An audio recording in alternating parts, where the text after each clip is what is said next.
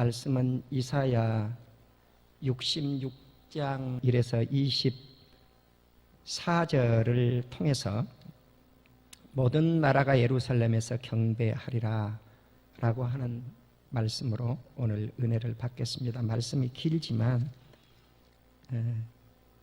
다 읽지 않고 앞부분, 중간 부분, 끝부분을 이렇게 좀 읽겠습니다. 이사야 66장 1절, 2절을 보겠습니다. 여호와께서 이와 같이 말씀하시되 하늘은 나의 보좌여 땅은 나의 발판이니 너희가 나를 위하여 무슨 집을 지으랴? 내가 안식할 처소가 어디랴? 나 여호와가 말하노라. 내 손이 이 모든 것을 지었으므로 그들이 생겼느니라. 무릇 마음이 가난하고 심령에 통회하며 내 말을 듣고 떠는 자 그 사람은 내가 돌보려니와. 그리고 제사의식을 잘못 행한 자들이 어떤 벌을 받을 것인가 하는 말씀이 6절까지 기록이 되어 있습니다. 이제 7절을 보시겠습니다. 시온은 진통을 하기 전에 해산하며 고통을 당하기 전에 나말을 낳았으니 이러한 일을 들은 자가 누구이며 이러한 일을 본 자가 누구이랴? 나라가 어찌 하루에 생기겠으며 민족이 어찌 한순간에 태어나겠느냐? 그러나 시온은 진통하는 즉시 그 아들을 순산하였도다. 여호와께서 이르시되 내가 아이를 갖도록 하였은즉 해산하게 하지 아니하겠느냐?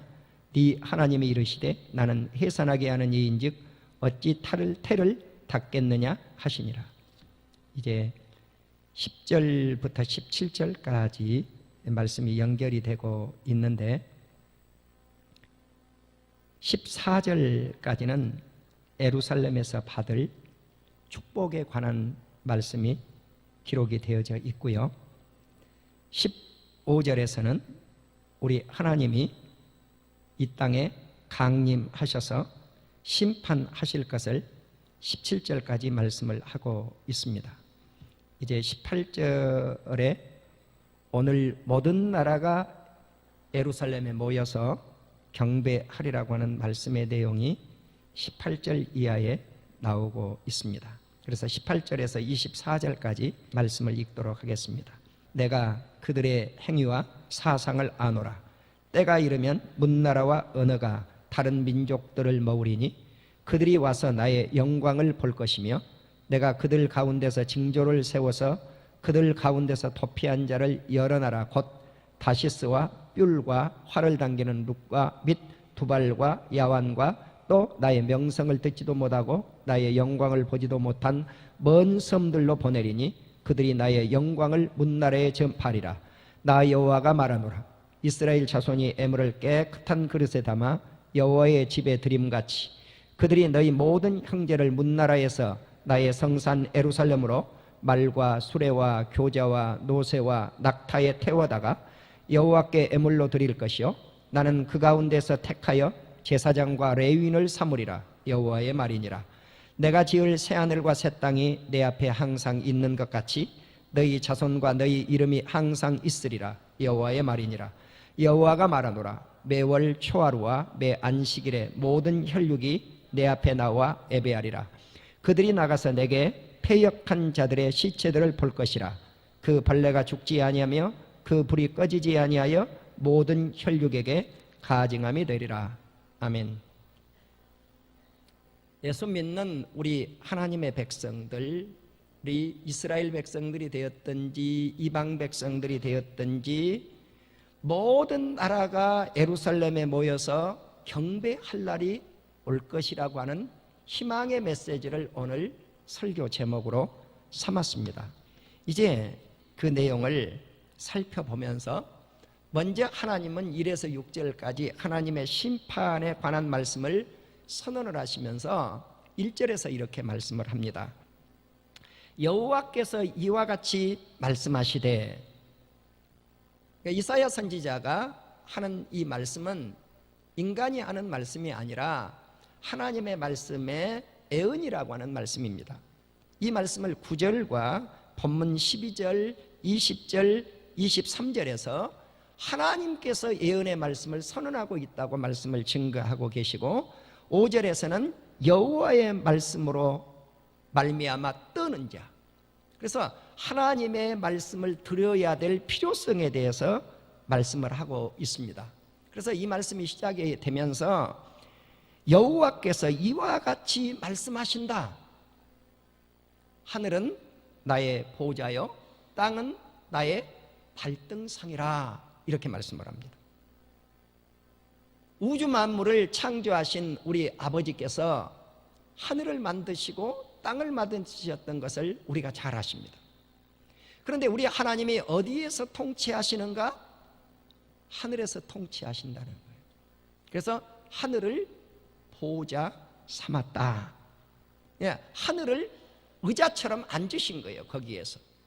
그래서 이 하늘에서 앉으셨는데, 왜 앉으셔서 무엇을 하시는가? 통치를 하시는 것이죠. 그곳에서 하늘에서 통치를 하시고, 땅은 발판을 삼았다. 그래서 발등상이 되겠다는 거죠. 땅을 발판 삼는다. 발등상 삼는다고 하는 게 뭘까요? 이 말씀은 성소나 시온이나 언약궤를 나타낼 때 이 발판을 삼는다라고 하는 말씀을 사용을 했어요. 그런데 이사야 66장 1절에서는 땅을 나의 발판을 삼는다라고 이곳에서 특별하게 다른 의미로서의 발판을 사용을 하고 있는 것을 알 수가 있습니다. 역대상 28장 2절을 보시면 여호와의 언약궤를 하나님의 발판이라 그렇게 묘사를 했어요. 에레미야 애가지요. 에가서 2장 1절에 보면 시온을 발판이라고 또 묘사를 했어요. 슬프다. 주께서 어찌 그리 진노하사 딸 시온을 구름으로 덮으시는가?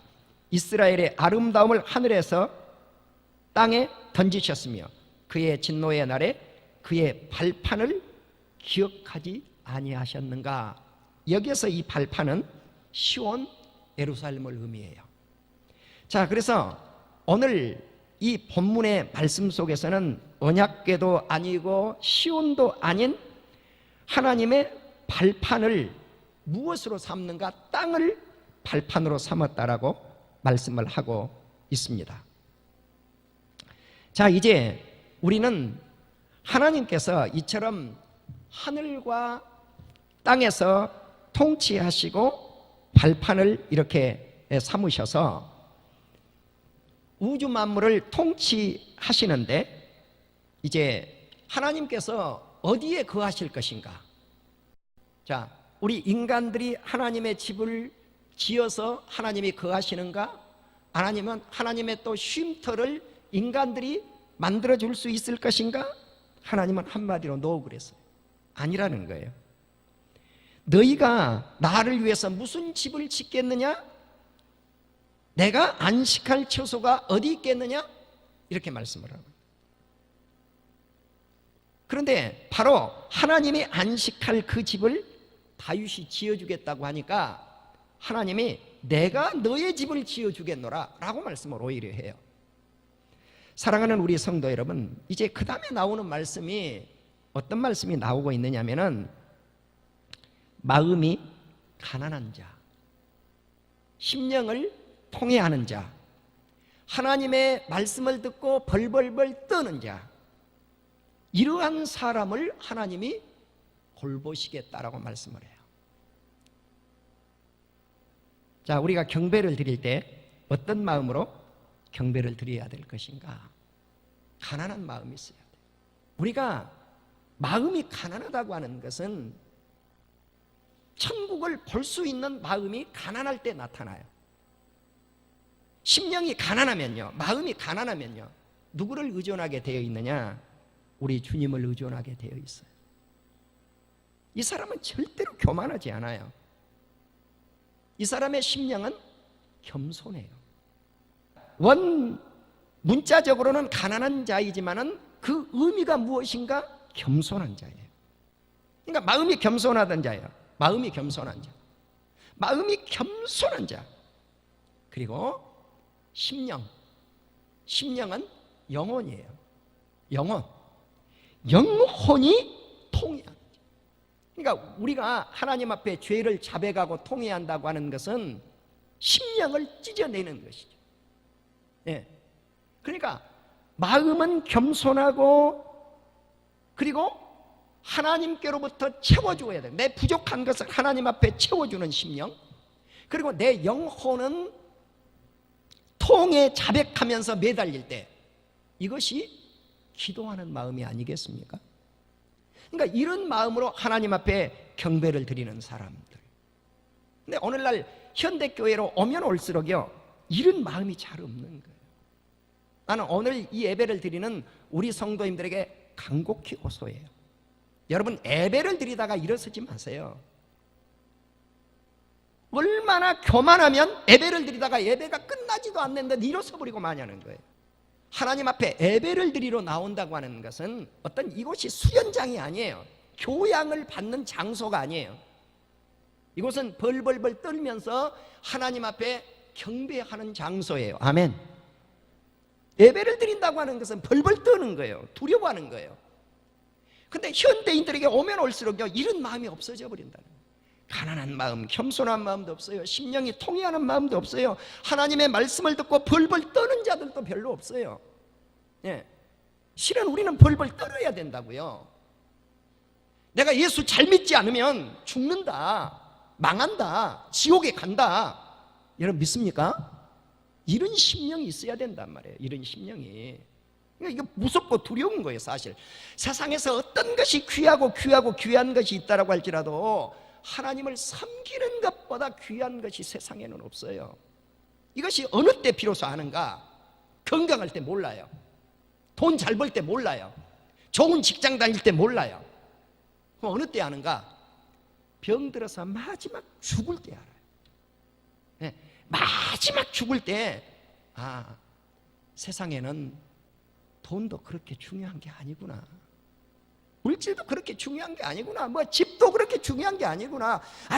메이커 옷을 우리가 소중히 여겼고, 메이커 신발을 소중히 여겼고, 메이커 가방을 소중히 여겼는데, 백을 소중히 여겼는데, 이런 것도 별것이 아니구나.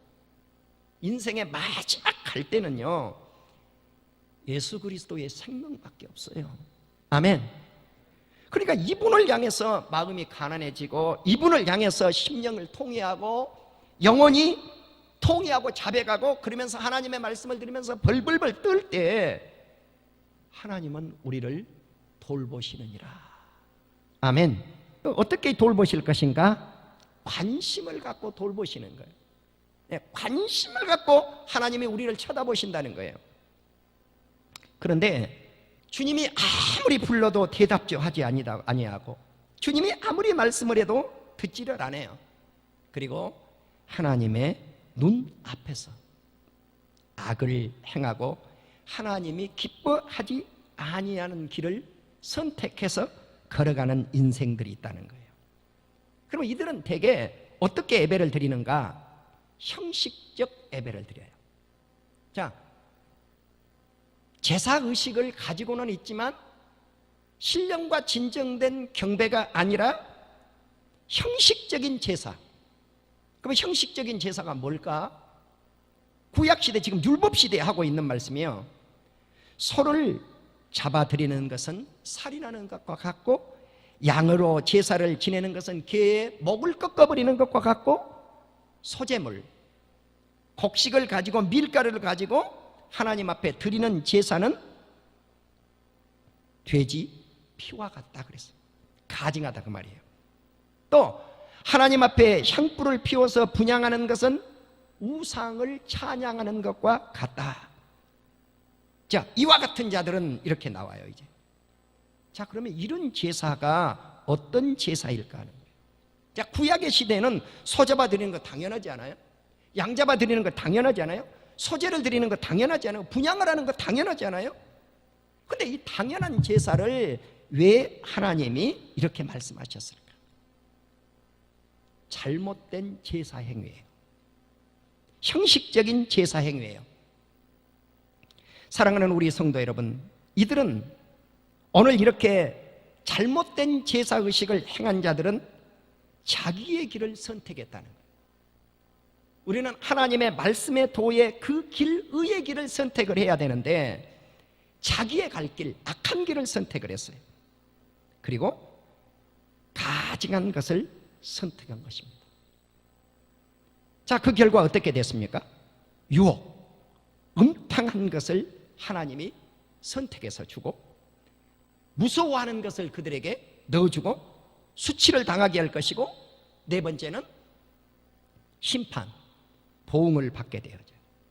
심판을 받는데 심판, 보응의 소리가 어디에서 들려오는가? 예루살렘이라고 오늘 이 본문에서 지칭을 하고 있지 않지만 이 성은 예루살렘 성이에요. 이 성전은 예루살렘 성전이에요.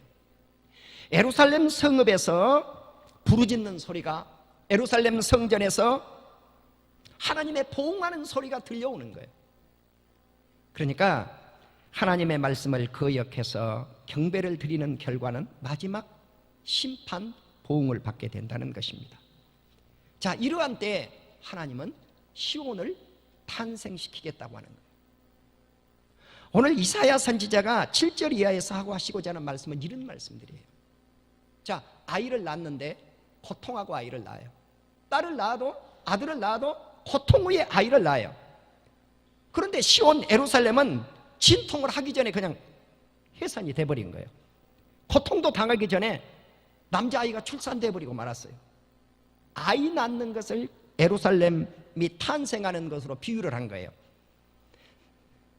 나라가 하루에 생기겠으며 민족이 한순간에 태어나겠느냐? 그런데 이 민족과 이 나라는 한순간에 태어나 버리겠다는 거예요. 시온은 진통 전에 즉시 아들을 순산하고 말았다. 다시 말씀을 드리면 이스라엘 민족의 나라와 그 예루살렘이 한순간에 생겨나겠다는 것이, 이것은 철저하게 하나님의 은혜와 축복으로 말미암아 생겨나게 된 거예요. 그들이 바벨론 포로 생활 70년이 지난 후에 예루살렘이 새롭게 탄생이 돼요. 고레스 왕에 의해서. 사랑하는 우리 성도 여러분, 이제 하나님께서 이 예루살렘에 사는 백성들에게 어떤 축복을 주실 것인가 하는 것을 10절 이하에서 이렇게 말씀을 합니다. 예루살렘과 함께 기뻐하라. 예루살렘 성읍과 함께 즐거워하라. 그 성을 위해서 슬퍼하는 자들이여 그 성의 기쁨과 함께 기뻐하라. 다시 말씀을 드리면 이제 슬퍼하지 말라는 것입니다. 이사야 60장 20절을 보면 여호와가 영원한 빛되고 슬픔의 날이 끝나게 되었다.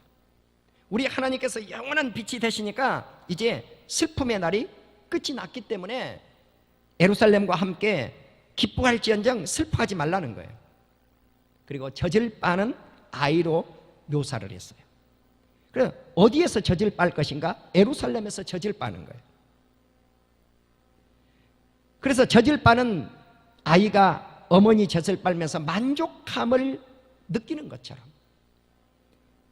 그 위로하는 예루살렘 품에서 만족함을 얻겠다는 거예요. 그 영광의 풍성으로 인해서 즐거워하라. 그 성읍에 젖을 빨고 예루살렘 성 옆에서 안기며 예루살렘의 무릎에서 놀리라. 다시 말씀을 드리면 우리 하나님이 선택한 예루살렘의 성에서 필요한 모든 것을 완전히 먹여주시고 즐거워하게 해주시고 놀게 해주시고 완벽하게 그곳에서 풍요를 누리게 해주시겠다고 하는 약속의 말씀입니다. 이를 보고 마음에 기뻐하며 뼈가 연한 풀의 무성함 같으리로다. 자, 이때 하나님의 손길은 그 백성들, 그 종들에게 있게 될 것이고 반대로 진노는 하나님의 원수들에게 임하게 될 것이라는 것입니다. 그리고 나서 15절 이하에서 우리 하나님께서 이 땅에 임재를 하시는데 마치 예수님께서 다시 오심을 연상할 수 있는 말씀과 같습니다. 자, 우리 하나님의 임재는 구름과 불 속에서 임재가 나타나요. 우리가 모세의 장막 성전을 다 지어놓고 하나님의 성전 안에 구름이 가득 차요.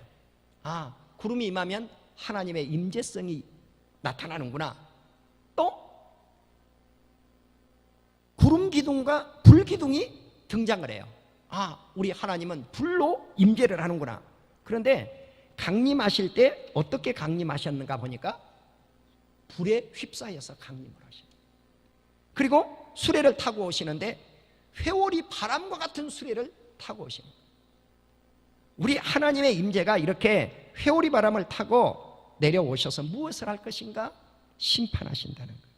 그때 많은 백성들이 죽임을 당해요. 그리고 자기 스스로 거룩하다고 생각하고 자기 스스로 정결하다고 생각하는 사람들이 우상 숭배를 해요.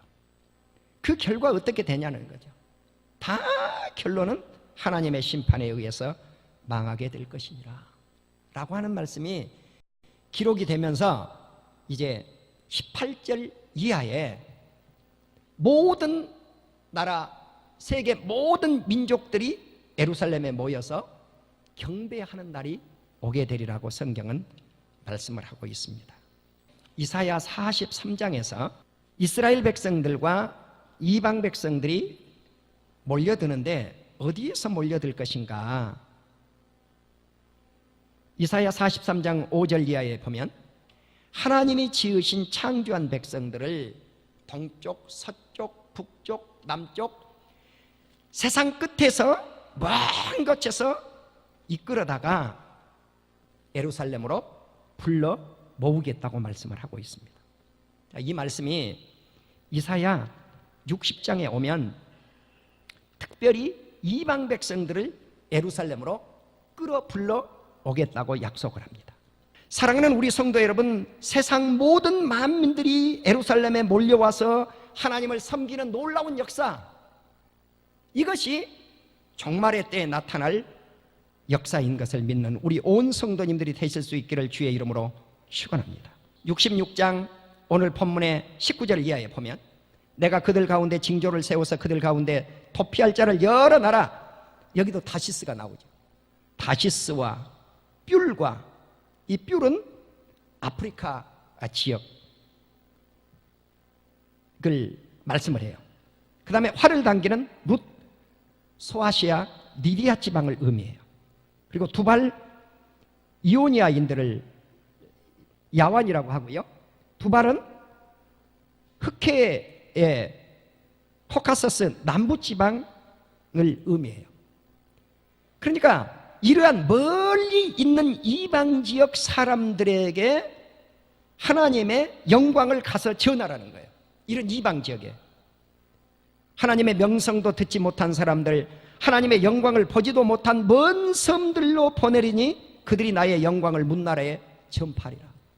복음 전파는 이렇게 하나님의 영광, 예수 그리스도의 이름을 알지도 못하는 나라에 가서 복음을 전했는데 그 이방 나라 사람들이 이제 몰려와서 예루살렘으로 몰려와서 경배를 드리는데, 그냥 와서 경배를 드리는 것이 아니라 이사야 66장 20절에 보면 60장에 나타난 말씀을 반복하고 있어요. 나 여호와가 말하노라, 이스라엘 자손이 예물을 깨끗한 그릇에 담아. 아까는 가증한 예물을 드렸잖아요. 이번에는 깨끗한 그릇에 담아 여호와의 집에 드림같이 그들이, 이방 모든 백성들이 너희 모든 형제를 문나라에서 나의 성산 예루살렘으로 말과 수레와 겨자, 이 마차들이에요, 노새와 낙타에 태워다가 여호와께 예물을 드릴 것이요. 아멘. 그들이 물건을 잔뜩 싣고는 말에다가 마차에다가 이사야 60장에다가 배에다가 많은 교역을 하는 장사꾼들이 하나님의 존전에 찾아와서 경배를 드리는 그런 날이 오겠다는 거예요. 더 놀라운 것은 21절이에요. 나는 그 가운데서, 이방 백성들 가운데서 택하여 선택해서 제사장과 레위인을 삼으리라 여호와의 말씀이니라. 제사장은 야곱의 세 번째 아들인 레위 지파에서만 제사장이 탄생되어져야 되고 레위인 제사장을 선택을 해야 돼요. 그런데 이방 백성들 가운데 하나님이 레위인을 삼고 제사장을 삼겠다는 거예요. 만인 제사장 시대가 열릴 것이라는 거예요. 그러한 시대가 지금 이 시대예요. 우리 사랑하는 온 성도님들이 만인 제사장이 되었잖아요. 예수 그리스도를 믿음으로 말미암아. 그리고 22절에 내가 지을 새하늘과 새 땅이 내 앞에 항상 있는 것 같이 너희 자손과 너희 이름이 항상 있으리라. 이사야 65장에서도 새하늘과 새 땅을 말씀을 했죠. 보라, 내가 새하늘과 새 땅을 창조하리니 이전 것은 기억되거나 마음에 생각나지 아니할 것이다. 오늘날 이 세상과 이 하늘과 땅은 생각나지 않는다는 거예요. 새하늘과 새 땅이 열리면. 그런데 새하늘과 새 땅이 열리는 것처럼 우리 사랑하는 성도님들, 자손들, 여러분들 모두에게 그 이름이 항상 하나님 앞에 있을 것이라는, 이렇게 하나님의 이름 기록된 이들이 매월 초하루와 안식일에 모든 혈육이 하나님 앞에 나와서 예배를 드릴 것이니라. 그러니까 이제 이러한 시대가 바로 오늘날 우리가 살고 있는 이러한 시대일 뿐만 아니라 앞으로 미래에 다가올 새하늘과 새 땅이 열리는 신천신지의 세계인 줄로 믿습니다. 자, 우리 사랑하는 성도님들은 이제 이처럼 예수 그리스도를 믿어서 이러한 놀라운 축복을 받는데, 마지막 절을 보면은 하나님의 말씀을 거역한 패역한 자들, 지난주에 제가 말씀을 드릴 때 패역한 백성들은 그들의 시체를 볼 것이라는 거예요. 그들이 나가서 내게 패역한 자들의 시체를 보는데, 자, 그 시체를 어떻게 하는 것인가? 벌레가 죽지 않아요. 그리고 불이 꺼지지 않아요. 모든 혈육에게, 육체에게 가증한 것이다. 하나님이 몹시 싫어한 것들이 돼요. 그러니까 벌레가 뜯어먹는 거죠. 네, 벌레가 뜯어먹어요. 벌레가 뜯어먹어요. 벌레가 뜯어먹어요. 그리고 유황불이 활활 타는 이러한 곳이 지옥불인데, 이것이 지옥을 연상하고 있는 거예요. 하나님이 싫어해요. 나는 저와 여러분이 하늘의 천국에 이르를지언정 지옥불에 떨어지지 아니하는 놀라운 우리 온 성도님들이 되실 수 있기를 주의 이름으로 축원합니다.